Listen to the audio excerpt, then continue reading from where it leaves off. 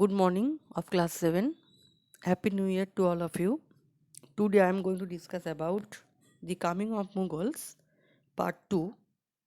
In my last video I told you about the introduction of Babur, and today I am going to discuss about the battles of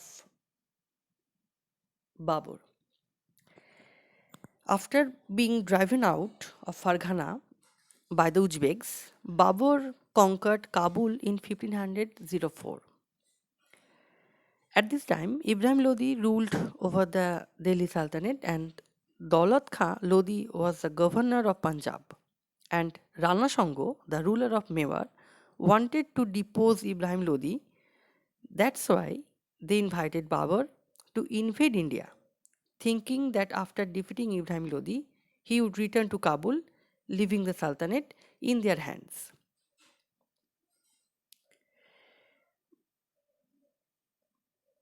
The first battle of Panipat, 1526, Babur meet Ibrahim Lodi in Panipat.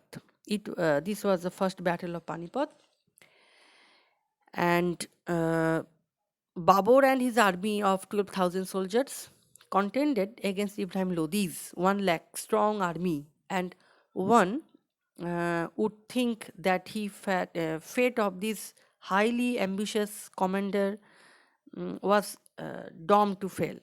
However, Babur was skilled and experienced military leader of his army, was disciplined and well trained.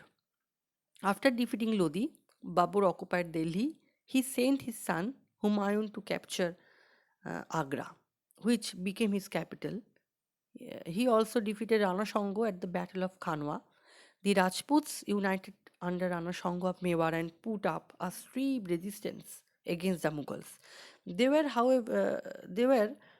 However, easily defeated because the Mughals used the artillery and had a superior cavalry, which was no match for them. The Battle of Chanderi put an end to the resistance of the Rajputs. He consolidated his victory by defeating the Afghan chiefs and the Battle of Gharghara. Large areas of North India and the fertile Ganga Yamuna Doab came to be overrun by the growing Mughal army. But before he could consolidate his position, Babur died in 1530. Babur was a great general and very learned man. He could speak Persian, Turkish, and Arabic. His autobiography, Tuju Ki Babari or the Babarnama, gives us a lot of information about his life and achievements. In it, he details the physical features, flora, and fauna of India. A lot has been credited to him during his rule over the northern India territory. He laid a number of gardens and planted fruit trees in Kabul and India to beautify his realm, and established new means in Jaunpur and Lahore. The roads between Agra and Kabul were made safe for travel. From his autobiography, we learn about his administrative, military, and religious policies also. He introduced new war strategies and the use of artillery, like cannons, in the art of warfare. He followed a policy religious tolerance and advised his son Humayun to follow the same. He introduced the Persian culture into India. At its height, Babur's empire stretched from the Himalayas to Gwalior and from to Kabul to Bihar.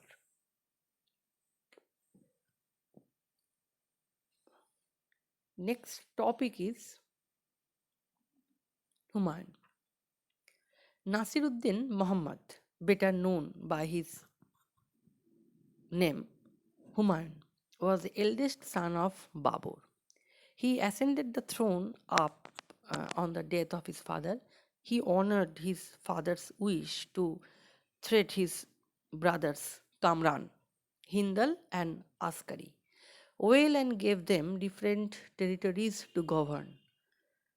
Humayun ascended the throne of Delhi under very difficult circumstances. He was surrounded by strong enemies within and outside his empire.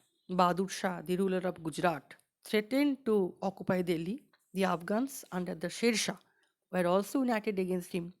His own brothers, who were jealous of his power, plotted to overthrow him.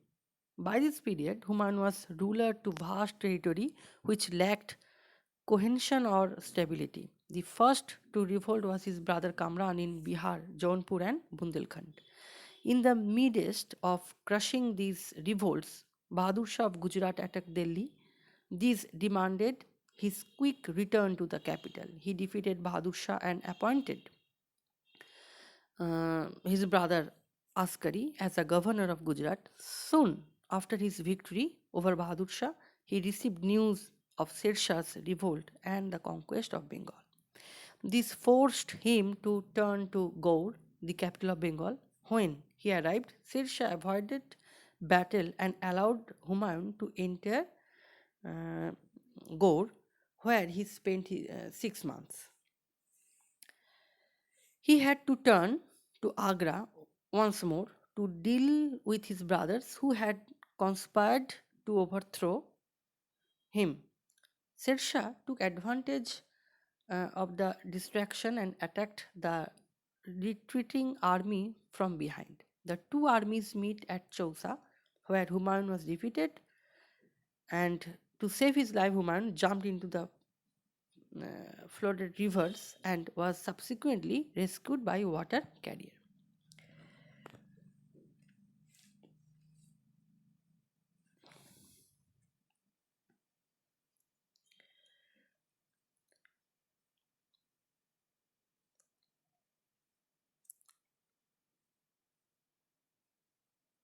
After the defeat at Chausa, Humayun returned to Agra and raised an army. 1540, he meets Sher Shah Khan at Kanauj. He chased Humayun out of his own kingdom. Sher Khan captured Delhi and Agra. He assumed the title of Sher Shah and established the Sood dynasty. Humayun escaped to Persia and spent the next 15 years in exile. Sher Shah died in 1545 and was succeeded by a series of weak rulers. Taking advantage of these, Humayun returned to India. With the help of the ruler of Persia, he defeated the Afghan forces and regained the lost territories. In 1555, he re established Mughal rule. Shortly afterwards, Humayun died in an accident. Humayun, which ironically means fortunate, was one of the most unfortunate rulers of the Mughal dynasty. We learn about his life and times from the book Humayun Nama, written by his sister Gulbadan Begum. He was an educated man, well versed in mathematics, philosophy, and astronomy. He spoke many languages and was a brave soldier. He was also known for his kindness. It is said that he invited the water carrier who had saved his life to sit on the throne as a mark of gratitude. He honored his promise to Queen Karnavati of Chittor and helped her defeat Bahadur Shah. He even tried to honor his dying father's wish to be kind to his brothers even after they betrayed him repeatedly. However, he did not possess the traits of a great statesman and he lacked determination and far-sightedness. His habit of consuming opium also resulted in his lack of sightedness. His in times of need, faced by several enemies and revolts from different quarters, Humayun was not able to undertake welfare projects or consolidate his empire. Next day, I will go. The topic is Sher Shah. Okay, thank you.